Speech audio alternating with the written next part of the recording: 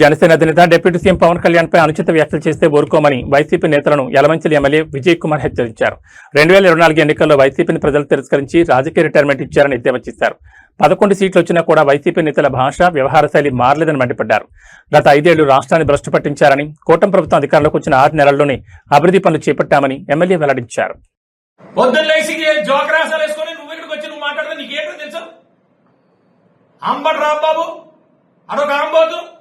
పేరు నానిగాడు అడిగే తెలిసేది లేదు, పెట్టేది లేదు, అందరితో కలిపిది.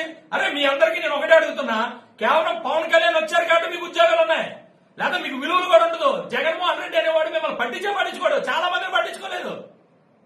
మీకు ఎందుకు ముందుకు తీసుకొస్తున్నాడు? ఎందుకు? సేమ్ కమ్యూనిటీ కాబట్టి పవన్ కళ్యాణ్ ఎదుర్కోవడానికి రోజు కామెంట్ చేయాలని.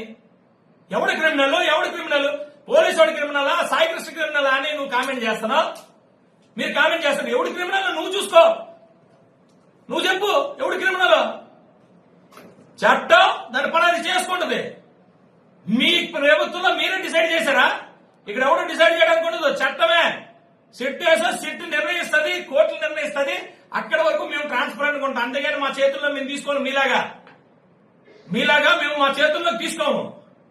బాబాయ్ ఒకటి చెప్తున్నాను చూడండి, పవన్ కళ్యాణ్ అనే వ్యక్తి ఉన్నాడు కాబట్టి మీకు విలువ, అక్కడ లేకపోతే మీకు విలువే లేదు. ₹70 మీరు అందరూ ₹1 పనిచేయరు. దాసరి రాబో నీకు కూడా చెప్తున్నా, నీకు నాకు ఎప్పటి నుంచో పరిచయాలు ఉన్నాయి. కానీ ఇలా తయారైనా అని అడుగుతున్నా నేను. నువ్వు హీరో అయిపోవాలనుకుంటున్నావా?